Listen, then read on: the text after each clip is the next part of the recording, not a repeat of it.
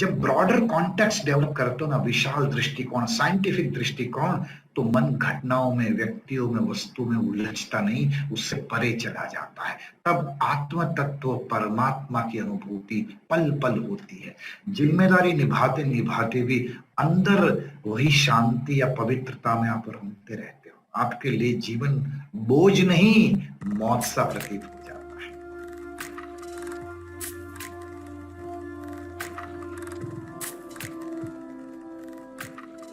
गुरुजी ने आज एक बहुत अच्छी शुरुआत की थी कि जो सत्य है या जो परमात्मा है, ईश्वर है, उसको दो दृष्टिकोण से आप अनुभव कर सकते हो, जान सकते हो। एक है वन पॉइंटेडनेस वाली भक्ति, बस वही है, वही है। सुबह से रात तक जो भी करते उसको समर्पित करके, उसकी भक्ति में लीन होकर करते हैं। ये बिजनेस भी वही चला रहे, उस भाव से, केवल विचार से नहीं। वन पॉइंटेडनेस यानी हर कर्म को उस एक सत्ता को समर्पित करके तो आप उस परमात्मा का अनुभव कर सकते। तो भक्ति से, और दूसरा एक साइंटिफिक एटीट्यूड आप जब अपनाते हो। तो अष्टावक्र यहाँ पर जनक जी को एक साइंटिफिक एंगल, एक वैज्ञानिक दृष्टिकोण से सारे तर्क दे देकर समझा रहे कि वही तुम हो, वो जिसकी खोज आप बाहर कर रहे हो वो आपके भीतर ही है। होश बढ़ाओ भाई। तो अष्टावक्र को प्रोत्साहन दे रहे थे कि होश बढ़ा के, अवेयरनेस बढ़ा के, या ज्ञान से हम परमात्मा जो आधार है सृष्टि का, उसका अनुभव कैसे कर सकते हैं, कैसे हम परमात्मा को पहचान सकते हैं। तो होश बढ़ाए, ज्ञान में रमते रहे। वो एक कुशलता यदि हमारे भीतर आ जाती है तो बस समझो वो आप में है, उसका एहसास हो गया।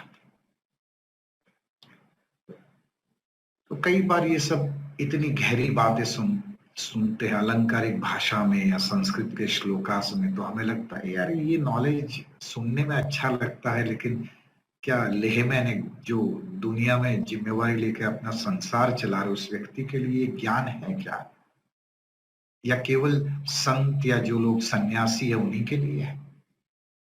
नहीं, हम सबके लिए। तभी तो एक राजा, जनक एक राजा थे, वो साधु या सन्यासी नहीं थे।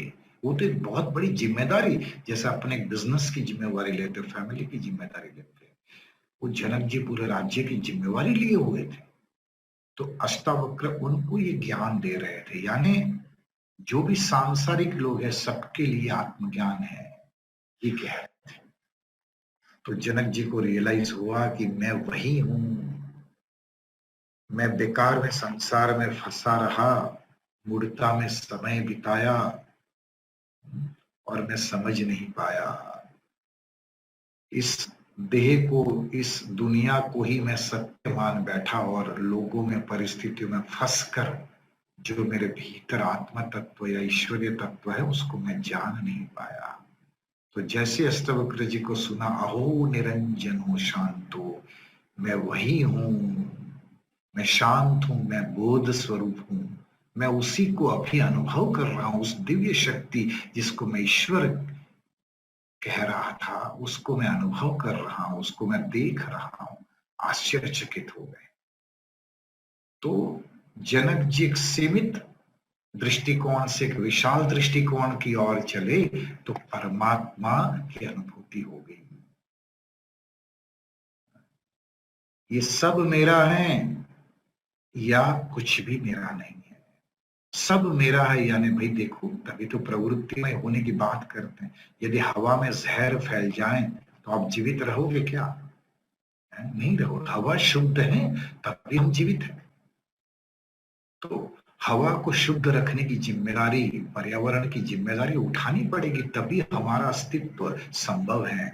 तो एक तरफ प्रवृत्ति में जिम्मेवारी लेके आप आत्मज्ञान के अधिकारी बन सकते हो। केवल स्वार्थी होके भीतर डूबते रहोगे तो बात नहीं बनेगी। प्रवृत्ति यानी जिम्मेवारी भी, और फिर Just disconnect yourself and just rest. आपने सुना होगा एक आलसी व्यक्ति ठीक से सो भी नहीं पाता है। अच्छे से पुरुषार्थ किया होगा ना तो रात को नींद भी बहुत साउंड स्लीप आएगी, वरना देखना आलसी व्यक्ति पूरा रात भर करवट बदलता है। तो एक कर्मठता भी होनी चाहिए, तब अच्छा विश्राम मिलता है। ध्यान भी आलसी को कभी नहीं लगता है, एक तरफ प्रवृत्ति और एक तरफ निवृत्ति, ये कह रहे हैं।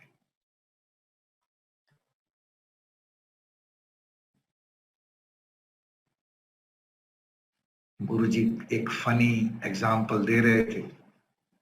कई बार कोई मोबाइल पे बात कर रहा तो लगता है किससे बात करता, कोई दूर से हेडफोन लगा के वो अंदर बात कर रहा है, किसी व्यक्ति से इशारे कर रहा है, हमें लगता है ये क्या कह रहा है, पागल है क्या। तो इन शॉर्ट गुरुजी ये कह रहे थे कि इतना भी आलसी मत बनो कि हर कार्य तुम मोबाइल से भी करो। थोड़ा पुरुषार्थ करो। आजकल मोबाइल में सारी सुविधा कई बार उपलब्ध होती है, तो हम धीरे धीरे आप देखना हमारी फिजिकल कैपेबिलिटी क्षीण होती चलती है। अच्छे अच्छे लोग इतने हैबिचुएट हो जाते हैं कि हम पुरुषार्थ करते नहीं। ये छोटा सा एक उन्होंने बीच में पॉइंट लिया था, होश आ जाए, होश खोने की वजह से ही दिमाग घूम जाता है, भ्रमित संसार में फंस जाता है। एक बार होश जागृत हो गया तो सब कुछ मेरे भीतर ही है, तृप्ति भी, आनंद भी, खुशी भी, वो अनुभव होने लगता है। तब जीवन में एक आश्चर्य पैदा होता है। जैसे बच्चे बात बात में, आप देखना बच्चे की आंखें देखना, वो कुछ छोटा खिलौना दिखाओगे, टॉफी दिखाओगे, कुछ आवाज करोगे, ये बच्चे एकदम कैसे आश्चर्यचकित हो जाते हैं। इसी तरह जब होश जग जाता है, होश जगने से ऐसा ही आश्चर्य पल पल होने लगेगा। तो जैसे बच्चा पल पल आश्चर्य व्यक्त करता है, छोटी छोटी घटनाएं, आवाज, टॉफी, खिलौना, इस तरह जब हमें होश जग जाता है ना तो हर जगह मिरेकल्स दिखते हैं, और मिरेकल्स चमत्कार की वजह से आश्चर्यपन आता है। और जितना आप आश्चर्य में रहते हो उतना वर्तमान में रहते हो। आप देखना एक वर्तमान में स्टेबल मन ही आश्चर्यचकित हो सकता है। अहो अहो निरंजना। तो गुरुजी ने आज कुछ बहुत बढ़िया एग्जाम्पल्स दिए।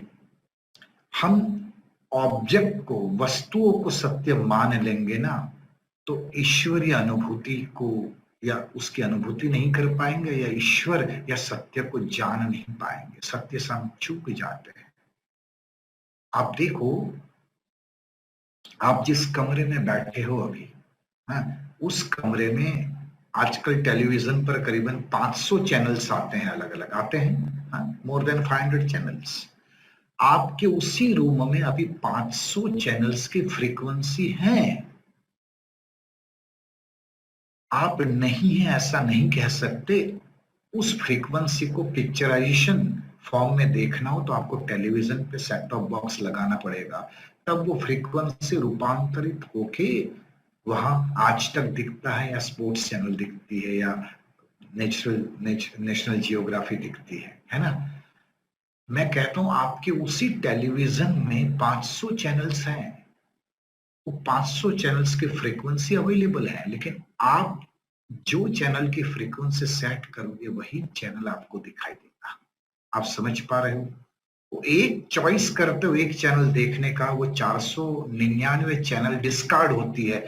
आधे घंटे के लिए एक सीरियल का टाइम आप इन्वेस्ट करते हो, 500 फ्रीक्वेंसीज हैं, आपने एक फ्रीक्वेंसी सिलेक्ट की आधे घंटे के लिए, तो 499 फ्रीक्वेंसीज डिस्कार्ड होगी आपके। मैं ये कह रहा हूं, यदि होश जगा के हमारे मन की frequency, our brain is a frequency analyser, जहां पर इस मन रूपी रेडियो का स्टेशन सेट करोगे ना, वो आपको सुनाई देगा। वो कह रहे थे ना गुरुजी, आप जिस चीज के साथ अभिमान जोड़ोगे जीवन ऐसा बनेगा। ये वो बात है जहां भाई मैं मुक्त हूं, मैं आत्मस्वरूप हूं, मैं परमात्मा हूं, मैं चैतन्य, वहां फ्रीक्वेंसी सेट होगी तो कोई व्यक्ति जैसा भी व्यवहार कर रहा है ना, राग दृश्य से परे उस व्यवहार के मूल में जाके आप आश्चर्य ही व्यक्त करोगे। मुझे आप बताओ, आप पोस्टमैन पर दोषारोपण कर सकते हो यदि वो खराब समाचार लाए तो? हाँ, अरे वो तो माध्यम था, वो उस समाचार उस पोस्टमैन से नहीं आता तो ईमेल द्वारा या व्हाट्सएप पे या टेलीग्राम से, लेकिन वो समाचार आप तक पहुंचना तय था। तो 24 घंटे में जो भी व्यक्ति जो भी व्यवहार करती है, मैं कहता हूं सारे पोस्टमैन है। वो व्यवहार उस व्यक्ति से नहीं तो उस व्यक्ति से, इस व्यक्ति से नहीं तो उस व्यक्ति से, लेकिन वो व्यवहार, वो चिट्ठी आप तक पहुंचनी थी। जब ब्रॉडर कॉन्टेक्स्ट डेवलप करते हो ना, विशाल दृष्टिकोण, साइंटिफिक दृष्टिकोण, तो मन घटनाओं में, व्यक्तियों में, वस्तु में उलझता नहीं, उससे परे चला जाता है। तब आत्म तत्व परमात्मा की अनुभूति पल पल होती है। जिम्मेदारी निभाते निभाते भी अंदर वही शांति या पवित्रता में आप रमते रहते हो। आपके लिए जीवन बोझ नहीं, मौत सा प्रतीत हो जाता है। आप ताली बजा सकते हो, कुछ लोग ऐसा कर रहे हैं। ऐसे ही मैं तो बोलता हूं जो आता है, स्पॉन्टेनियस डाउनलोड होता है कई बार। तो खुली आंखों से देखोगे तो ये पूरी सृष्टि, गुरुजी कहते 3D फिल्म जैसी है। आप देखना, हम बेसिक कोर्स में एक एक्सरसाइज करवाते हैं, आज हम करते हैं। एक बच्चे बन के जैसे पहली बार कर रहे हो इस तरह करना, करोगे सब लोग? वीडियो ऑन करना, तुषार जी आप सब। अच्छा, आप जिस कमरे में बैठे हो ना, उस कमरे में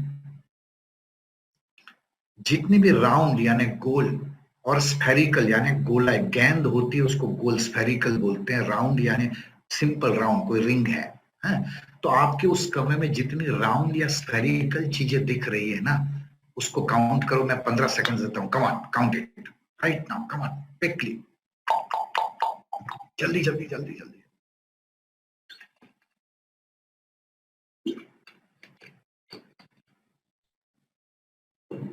स्टॉप, ईमानदारी से। अच्छा, मुझे इशारे से बताओ कितनी मिली या राउंड या स्फेरिकल चीजें? क्या? अरे, या 10, 15, 6, किसी ने 8 बताया, किसी ने 10 बताया, बॉबी भैया ने। मैं देख रहा हूं हर स्क्रीन पर। हाँ, नीलेश जी कितनी मिली? हाँ, ओके। प्रकाश जी 5 मिली, ओके। आपको 9 मिली, ओके। अब मुझे ये बताओ, आप देखो भाई आसपास, जरा नजर दौड़ाओ ना। आपकी आंखें गोल हैं, नाभि गोल हैं, आपके सामने ग्लासेस पड़े होंगे, वो गोल दिख रहे होंगे। आपने जो शर्ट टी शर्ट पहना है वो बटन भी राउंड दिख रहे होंगे। घड़ी का डायल भी शायद राउंड होगा। हाँ, कितनी सारी राउंड चीजें हैं, सच बताओ। हाँ, आप शायद लिमिटेड गिन पाए। फिर से मैं मौका देता हूँ, आप इस बार मैं 10 सेकंड्स दूंगा। Come on, count. राउंड और स्फेरिकल चीजें ढूंढे, कम ऑन, क्विकली। खाली अवेयरनेस थोड़ी एक्सपांड करो, गिनो।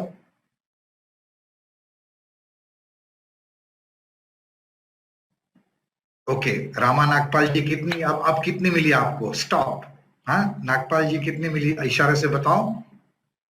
सब लोग इशारा करो, मैं देख रहा हूं। अच्छा, 40 कोई कह रहा है, कोई 7 कह रहा है, 18 किसी ने लिखी, किसी ने 20 लिखी, संध्या ने। अच्छा, सडनली देखो फिगर ऑलमोस्ट डबल या 10 टाइम्स मोर हो गई कि नहीं हो गई? सच बताओ, खाली अवेयरनेस एक्सपांड की। अब मुझे एक राज की बात बताना ईमानदारी से। जब मैंने आपको ये कहा कि आप राउंड या स्फेरिकल चीजें ढूंढे, उस वक्त जब आप काउंट कर रहे थे, उन क्षणों में आपको रेक्टेंगल और स्क्वायर कितनी चीजें दिखी? हाँ, सच बताना। नहीं दिखी ना, ज्यादा तो नहीं दिखी। क्यों नहीं दिखी? वो हो तो आपके पास है, अभी देखो बहुत सारे रेक्टेंगल और स्क्वायर चीजें हैं, लेकिन फिर भी उस वक्त आपको वो चीजें नहीं दिखी, केवल राउंड या स्फेरिकल चीजें दिखी। क्यों? क्योंकि आप राउंड और स्फेरिकल चीजें ढूंढ रहे थे। जीवन में जो ढूंढोगे वही मिलेगा। खुशी ढूंढोगे तो बाहर खुशी मिलेगी, दुख ढूंढोगे तो दुख मिलेगा, फरियाद ढूंढोगे तो फरियादें मिलेगी, आनंद ढूंढोगे तो आनंद मिलेगा। ये जैसी दृष्टि वैसी सृष्टि, ये गुरु जी ने जो आज बात कही, this world is a reflection of your inner state of consciousness. हमारी चेतना का रिफ्लेक्शन ही है ये सृष्टि। प्रोजेक्टर अंदर है, स्क्रीन बाहर है। हमें कोई अच्छा लगता है, कोई बुरा लगता है, कोई न्यूट्रल लगता है, ये स्क्रीन पर भीतरी प्रोजेक्टर से एक फिल्म चल रही है। इसीलिए संसार भ्रमित करता है। स्क्रीन तो वाइट ही होता है, वो प्रोजेक्टर से फिल्म के द्वारा वो फ्रीक्वेंसी लाइट फॉर्म में जाकर वहां चित्र फॉर्म करती है। स्क्रीन हमेशा रहता है, चित्र बदलते रहते हैं, स्क्रीन सेम रहता है। इसी तरह हम शुद्ध सफेद हैं, लेकिन कई बार वो 3 घंटा हम चित्र में, उस सीन में भ्रमित हो जाते हैं, इसीलिए सुख दुख का अनुभव करते हैं। तो गुरु जी ने आज ये कहा, दुख से बाहर मत निकलो, दुख से ऊपर उठो। ये सेंटेंस बोलना एक बार, दुख से बाहर मत निकलो, दुख से ऊपर उठ जाओ, क्योंकि बाहर निकलोगे तो वापस दुख में फंसोगे। इसलिए एक एग्जाम्पल दिया हम, हनुमान जयंती, महावीर जयंती, कितना सुंदर आज विश्लेषण किया। जयंती, जहां जय का अंत है, विक्ट्री, क्योंकि जहां जीत है ना वहां हार भी होगी। हाँ, जीत यानी सुख, तो दुख, सुख दुख का चक्कर जहां तक चलेगा ना, मन उसी में फंसा रहेगा, तो परमात्मा तत्व चैतन्य स्वरूप जो प्रेममय है, ज्ञानमय है, उससे आप अछूते रहोगे। जयंती, जहां जय का अंत है। इसलिए बर्थडे पर हम सॉन्ग गाते हैं, सागर में एक लहर उठी मेरे नाम की, खुशियां मुबारक मुझे आत्मज्ञान। यानी समंदर में जैसे लहर उठती है, वही पानी ऊपर उठता है तो नाम बदल देते हैं, लहर वापिस शांत हो जाती है। लहर की तरह मैं आनंद हूं, कोई सोनल है, कोई नीलिमा है, कोई बॉबी भाई है, कोई रोहित जी है, ये समंदर की लहरें हैं। 50 60 70 साल में वो लहर शांत होके दूसरी लहर बन के उठेगी। जब आप व्यक्ति वस्तु के परे का तत्व देखने में सक्षम हो जाते हो, वो कुशलता आ जाती है, तो परमात्मा तत्व को अनुभव करना एक खेल बन जाता है। आप समझ रहे हो बातों को, मैं क्या कह रहा हूं?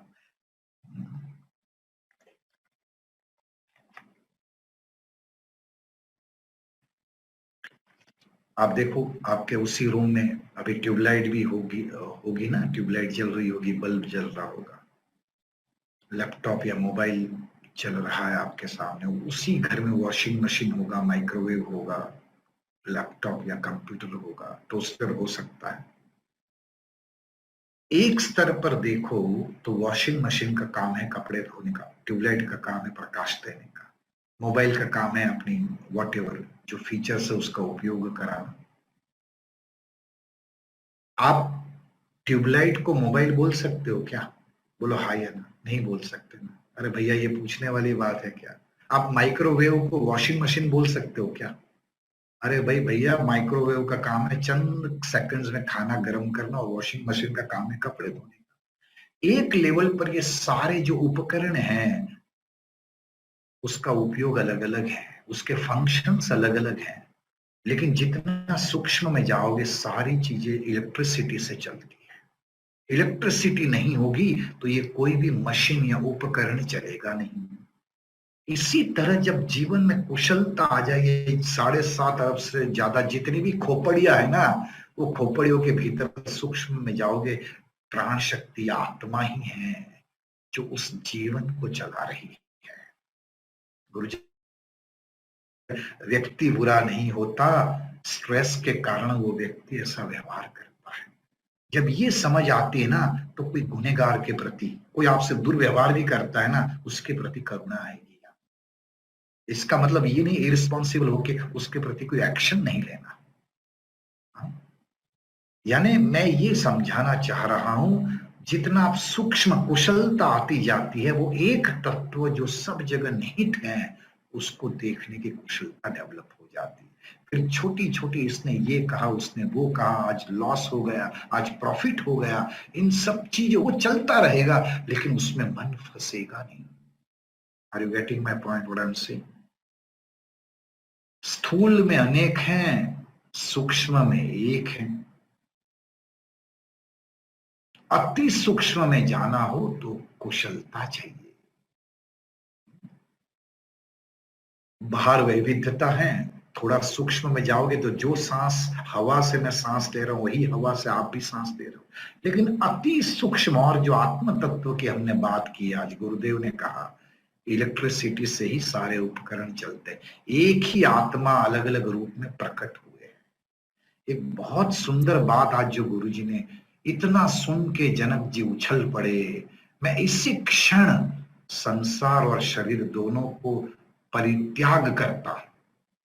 कितना सुंदर एक स्टेटमेंट, परित्याग यानी वो राजा थे तो राजा वो महल छोड़कर गए नहीं, मन से ही जो मैं कर रहा हूं, ये पकड़ थी, ये ज्ञान होती, वो पकड़ ढीली हुई, पकड़ ढीली हुई यानी लोहा मेल्ट हुआ तो ईश्वरीय शेप मिल गया उसको। ये बात है परित्याग करना यानी मन से छोड़ना। एक गुरुजी ने बहुत सुंदर एग्जाम्पल दिया। गुरुजी कह रहे थे एक उद्योगपति को मैंने कहा कि भाई तुम आ जाओ मेरे साथ, जुड़ जाओ, सेवा में जुड़ो। बहुत समृद्ध थे, काफी कुछ कर लिया था ऑलरेडी। तो वो जो उद्योगपति थे वो कहते हैं कि गुरुजी और 3 साल दो, मेरे कुछ प्रोजेक्ट्स अधूरे हैं, मैं फिर जरूर आपकी पूर्णतः आपके साथ सेवा में लग पड़ूंगा। तो गुरुजी बोलते हैं नहीं, तुम 3 साल के बाद मत आओ। कहने का मतलब अब मुझे छुड़वाना ही नहीं तुम्हारा उद्योग, तुम अभी नहीं छोड़ पाओगे ना तो 3 साल के बाद भी नहीं छोड़ पाओगे। समझ रहे हो बात को विजय जी? परित्याग यानी मन से छोड़ दिया। मन से कहते हैं ना, पैसे को जेब में रखो, दिमाग में नहीं। जब पैसा दिमाग में बैठ जाता है ना, इंसान भ्रमित हो जाता है। जहां जिसका जो स्थान है उसको वहां स्थान दो। परित्याग करना यानी मन से छोड़ने की कला। और मन से छूटेगा कब? जब होश बढ़ेगा, प्राण शक्ति बढ़ेगी। और प्राण शक्ति कैसे बढ़ती है, होश कैसे बढ़ता है? प्राणायाम, ध्यान, सत्संग, अच्छा संग, अच्छी एक्टिविटीज, ये सारी चीजें आपका होश बढ़ाती है। और फिर वो परमात्मा या ईश्वरीय तत्व का अनुभव बना रहता है भीतर। जनक जी कह रहे हैं मैं कुशलता मेरे में आ चुकी है, अब मैं परमात्मा तत्व का अनुभव कर रहा हूं। कुशलता आते ही सत्य का बोध हो गया मुझे। परमात्मा को देखने के लिए कुशलता चाहिए। छोड़ना सीखो, और छोड़ने की कला ध्यान से आती है। गुरु जी ने ध्यान के 3 नियम भी बताए, वो तो आप सब जानते ही हो। हाँ, बोलिए मेरे साथ, अचह, अप्रयत्न और अकिंचन। तो गुरु जी ने एक छोटी सी लेकिन बड़ी सुंदर बात कही आज।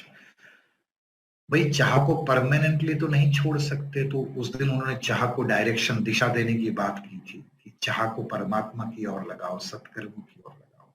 लेकिन अभी 15-20 मिनट मुझे कुछ नहीं चाहिए, खाली 20 मिनट के लिए तो चाह को आप साइड में रख सकते हो।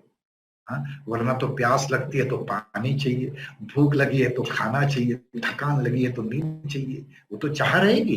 लेकिन अभी ध्यान कर रहे हैं तब 20 मिनट सब कुछ छोड़ दो। अभी मुझे कुछ नहीं चाहिए, ना मुझे मान चाहिए, ना सम्मान चाहिए, ना प्रशंसा चाहिए, ना अटेंशन चाहिए, ना पीने को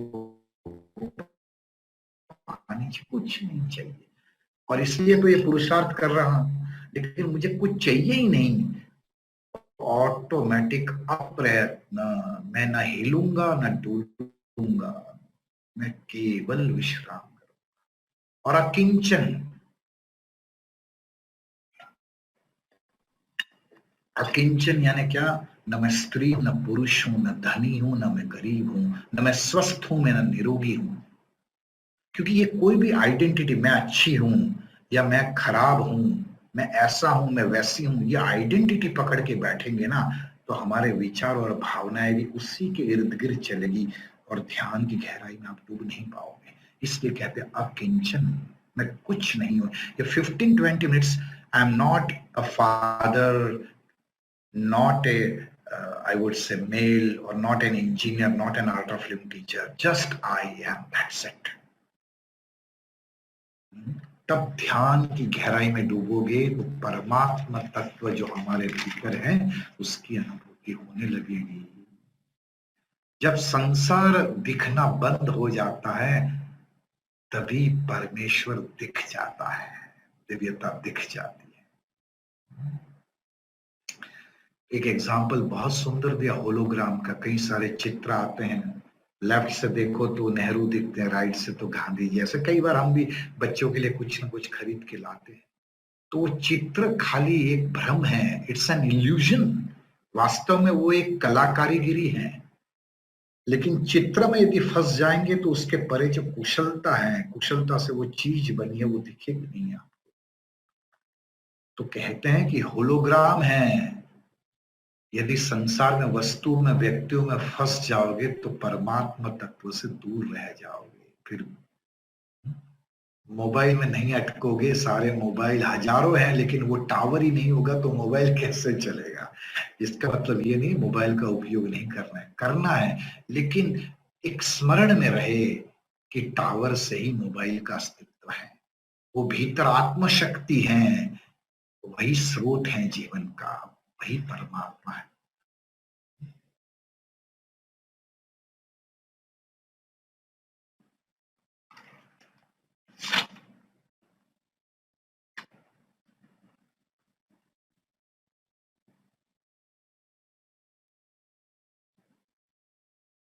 बस इतना सुन के जनक जी गदगद हो गए कि बाप रे क्या हुआ ये तो, अहो निरंजन, अहो निरंजन।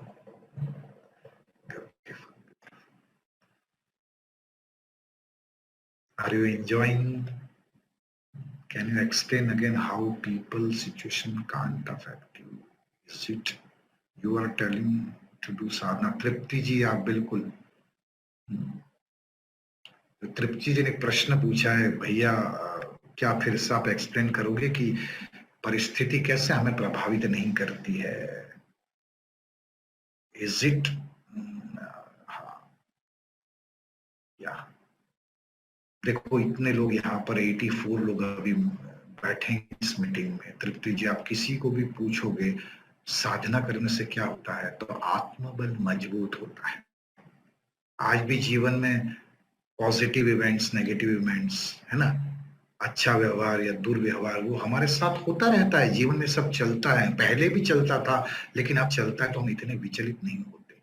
साधना और ज्ञान ये दोनों से हमारा आत्मबल मजबूत होता चलता है। तृप्ति जी एक मैं छोटा ऐसा एग्जाम्पल देता हूं, उस पर आप चिंतन करना। अभी कोरोना काल चल रहा है 1.5 साल से करीबन है, तो कुछ लोग पैनिक और इस बीमारी से इतने डर के जीवन को बिल्कुल सीमित बना के डिप्रेशन में या बहुत डिस्कम्फर्ट महसूस कर रहे हैं, पीड़ा महसूस कर रहे हैं, इनसिक्योर्ड महसूस कर रहे हैं। और कई लोग इस 1.5 साल में जिम्मेदारी लेके सामाजिक सेवा, वो किसी भी रूप में, नर्स के रूप में, डॉक्टर के रूप में, फ्रंटलाइन वॉरियर के रूप में, जो जिम्मेदार जो भी सरकार या जो भी लोग सामाजिक संगठन, आप उन सेवा करते लोगों को पूछना इस सिचुएशन उनके एंगल से। तो जो सपोज कुछ व्यक्ति इसको भयावह स्थिति देख रहे हैं, कुछ लोगों ने उस भयावह स्थिति में सेवा करके एक अंदर एक अलग आत्मशक्ति का अनुभव किया है। आप समझ रहे हो, घटना एक ही होती है, अनुभव अलग अलग होते हैं। यदि घटना में तनाव या दुख होता तो सभी को एक सरीखा अनुभव होना चाहिए था। एक ही घटना का 5 लोगों का अनुभव बिल्कुल अलग अलग होता है। होता है कि नहीं होता है? आपके घर में देख लो, कोई घटना घटी लेकिन चारों लोगों की राय अलग अलग होती है। तो मैं कहता हूं मन से ही जीवन का अनुभव है। जीवन चल रहा है बाहर लेकिन जीवन की अनुभूति अंदर हो रही है। वो मन से ही जीवन की अनुभूति है, इसलिए मन को बदलो। और मन को बदलो यानी मन को ऑब्जर्व करना सीखो। ये कब प्रसन्न होता है, अप्रसन्न होता है, ये ऑब्जर्व करने की कला हम हैप्पीनेस प्रोग्राम में सिखाते हैं। और न केवल ऑब्जर्व करने की कला, लेकिन जो प्रभावित हो रहा है व्यक्ति वस्तु परिस्थिति से, तो उससे कैसे परे निकले, उसके लिए ज्ञान के सूत्र और सुदर्शन क्रिया द्वारा पूर्वाग्रहों को त्यागने की कला सिखाते हैं। मैं तृप्ति जी बार बार यही कहूंगा कि कमिटमेंट के साथ साधना करो। मैं आज आपको एक मेरा अनुभव अंत में कह के समाप्त कर रहा हूँ। मैं कहता हूं आप लोग साधना करोगे ना, मैं कैसे साधना करता हूं पता है? मुझे कुछ नहीं चाहिए, मतलब मुझे शांति भी या ध्यान चाहिए, वो भी मेरी चाह। मैं कितने सालों से, रीटा जी श्रेया जी भी मेरे साथ करीबन 20-25 सालों से, जो आपको वार्म अप वगैरह शुरू में, मैं कई सालों से कहता हूं मुझे कुछ नहीं चाहिए। मैं कहता हूं साधना में भी जो एक अपेक्षा है, मुझे शांत होना है, मुझे समाधिस्थ होना है। जब आप अपेक्षा रहित, ये मेरा उत्तरदायित्व है। क्या है बोलिए तो जरा, ये बहुत सुंदर शब्द है। साधना करना मेरी जिम्मेदारी नहीं, जिम्मेदारी से भी ऊपर का शब्द है उत्तरदायित्व। यार मैंने उस शक्ति को नहीं देखी जिसने पूरा संसार रचाया, पूरी सृष्टि रचाई। मैंने उनको देखा तो नहीं है, लेकिन मेरे अंदर ये जो सांस चल रही है, वो जीता जागता ईश्वर ही तो है, परमात्मा है। इतने सुंदर लोग दिए, इतने सुंदर दुनिया दी, प्रकृति दी, गुरु जी दिए, तो उस सृष्टि ने इतना कुछ दिया है, उस सत्ता ने, तो मेरा भी कुछ फर्ज बनता है कि मैं कुछ उनको डेडिकेट करूं। ये मेरा उत्तरदायित्व है। तो उनको मैंने नहीं देखा, तो जीता जागता जो सांस है उसको थोड़ी देर में रिस्पेक्ट दे दूं, प्राणायाम और सुदर्शन क्रिया करके। मुझे कुछ नहीं चाहिए। तो आपकी साधना एक ऐसे लेवल पे पहुंचेगी, इसकी आप कल्पना भी नहीं कर सकते। मेरे पास शब्द नहीं है इसका। Don't expect anything, it's my उत्तरदायित्व, क्योंकि उत्तरदायित्व का मुझे इंग्लिश शब्द नहीं मिलता है। या एक छोटा भजन गा के समाप्त करते हैं। सांस सांस में सुमिरन करके बार बार बलि जाऊं, तुम बिन मेरो कोई न भगवन, जिसको मैं अपनाऊं। सांस सांस में सुमिरन करके बार बार बलि जाऊं, तुम ठाकुर तुम साहिब मेरो, तुम्हारे हुक्म चलाऊं, तुम ठाकुर तुम साहिब मेरो, तुम्हारे हुक्म चलाऊं। हे भगवन मैं तेरो तेरो चरण शरण सुख पाऊं। सांस सांस में सुमिरन करके बार बार बन जाऊं,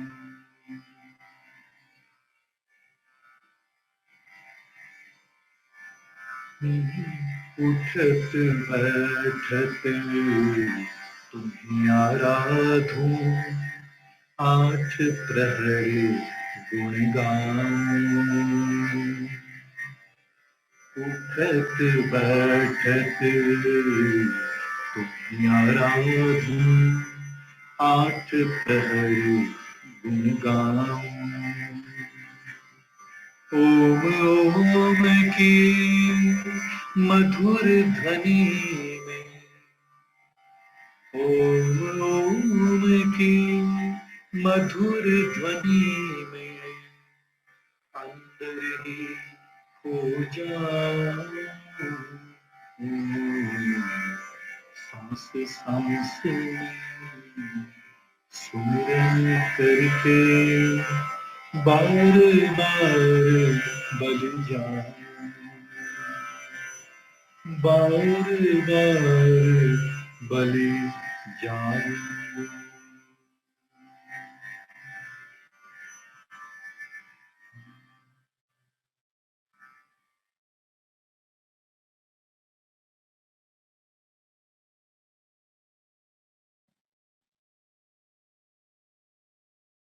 जय गुरुदेव।